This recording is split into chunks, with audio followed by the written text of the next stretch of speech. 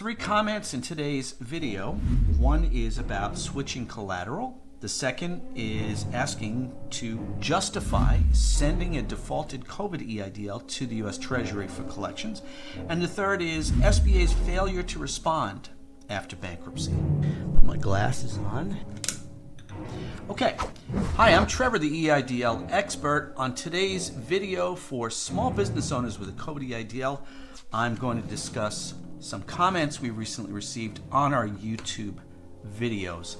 In advance of presenting those comments to you, I'd like to thank you all for following our channel. We have been getting a lot of compliments from you folks in the comments and even in emails.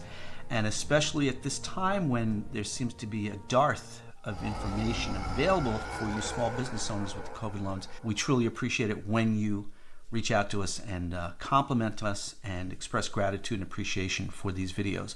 We put a lot of effort into staying up to date with the SBA COVID program and in putting these videos together for you. So I'm going to read these comments. If you could, before we start, just hit that thumbs up and please consider subscribing to the channel. More than 70% of viewers are not subscribed. All of the information that we give you on these videos, in our guidebooks, in our 1-hour consulting calls, is based upon real-time, real-world experiences interacting with the SBA both during and after the pandemic. Combine that with both of our respective careers. Linda was an insurance broker, an insurance underwriter, an owner of an insurance agency. That was her 30-year career. My 30-year career was as a mortgage banker specializing in government lending. And so we kind of infuse all of that to bring you this advice and information. If you need assistance with your COVID EIDL, everything you need to know about what we can offer to you, the small business owner with a COVID EIDL, you will find in two places. In the pinned comment, which is the comment at the top of comments, and in the description. You'll find a link, takes you to our website, and you'll find our guidebooks, our 1-hour consulting calls, and any other resources we have to offer you there. Our first comment today is from Charles Robinson, 1457. Hi, Charles, and thank you for following our channel. Charles asks, can you change your collateral on your loan selling one home tied to the business and would like to put another home as collateral? The first answer I have to the question, Charles, if this is a regular SBA loan, a 504, 7A, and SBA has collateralized your personal property as the owner of the business, then yes, you can switch collateral. If this is COVID EIDL, well, Charles, your home is not collateral for the business unless the business owns and operates 100% out of the house. In other words, if it's your residence, even if you're sole proprietor, the house is not collateralized because it's not a business asset. Here's an example. You're a sole proprietor and you're an over-the-road truck driver. In the driveway, you have parked your rig. You own the rig maybe outright or you're leasing it, but you have the rig parked in the driveway. The rig is your business. If you own it, then the rig, sole proprietor, LLC, independent contractor, if you own the rig outright, Charles, then that rig is a business asset and you cannot sell it without getting permission from the SBA, and they have a process for that. And we have guidance on that in the link in the description. Now, the rig is parked in your driveway of your house where you live with your family and your dog. The dog, the family, the house are not collateralized in any way, shape, or form under the COVID EIDL program. We've done videos about collateral. We've done videos about personal guarantee and about assets. Please have a look at the playlists, which you'll find on our main channel when, Charles, you go to the channel to subscribe, if you're not already subscribed. I hope that answers your question, because I know that this can be very confusing. A lot of people seem to think that they signed their house over as collateral, and they did not. Please consult an attorney and review your COVID loan agreement with that attorney. And once again, I'd like to thank you for watching, and please hit that thumbs up and please subscribe to the channel. And whatever assistance you need with your COVID EIDL, you will find a link in the description and the pinned comment to our products and services. Our next question is from ℬ𝒜𝒦𝒦𝒦𝒦𝒦📂. How does SBA justify loans with no personal guarantee being sent to Treasury for offset?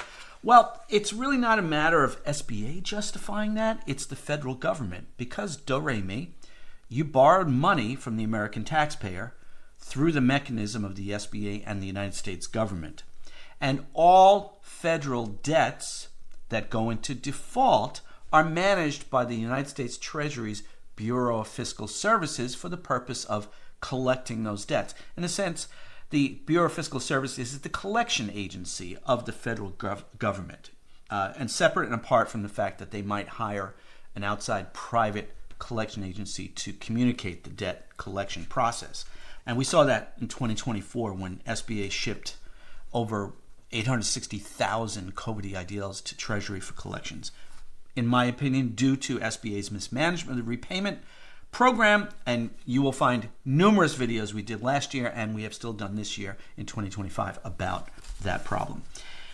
Therefore, the personal guarantee aspect, see, you're confusing here, ℬ𝒦𝒦𝒦𝒦𝒦📂, the concept of personal guarantee with the concept of collections for a defaulted debt.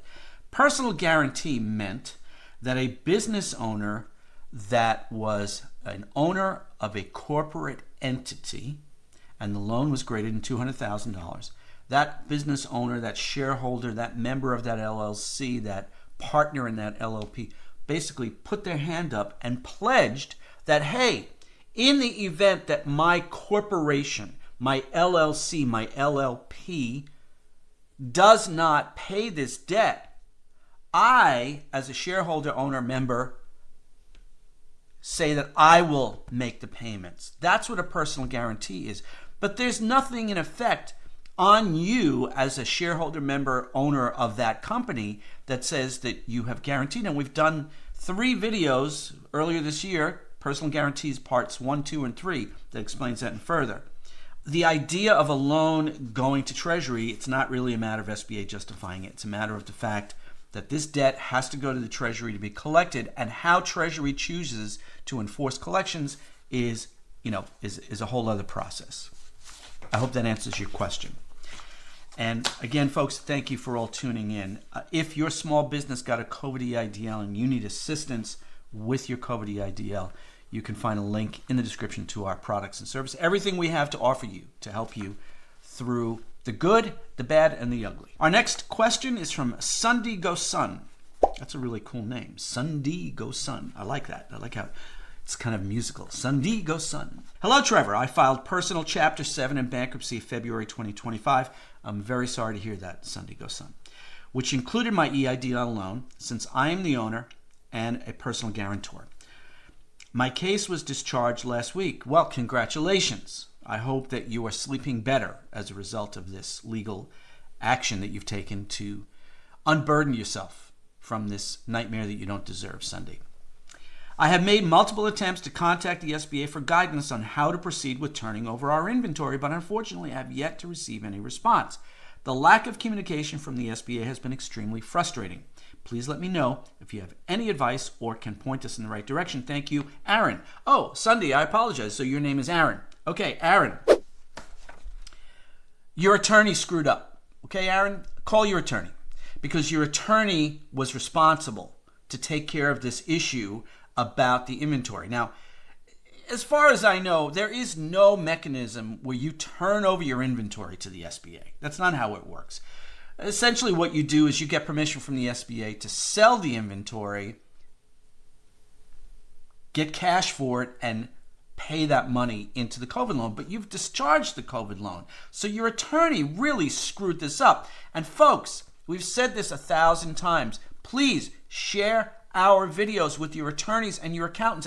And Aaron, for folks like you, if you are about to hire an attorney for any aspect of your business, but especially if you're going to do a bankruptcy, please Tell those attorneys not only to watch our videos, but to purchase our EIDL Resource Hub as a reference guide so they don't make stupid mistakes like this.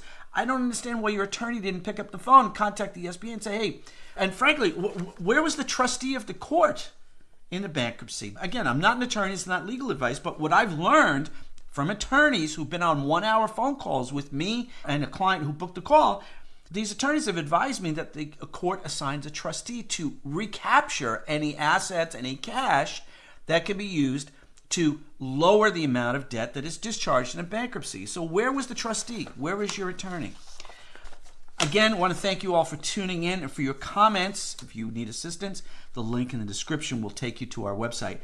There are 3 guidebooks I'd like to refer to you folks from this video. Number 1, actually 4 guidebooks. Number 1 is our most recently published How to Find an Attorney, which was selling at a very low price because we understand folks may be struggling, you may be stressed out, and we don't want to take advantage of folks. So I'm sorry, we don't want to be accused of taking advantage of folks.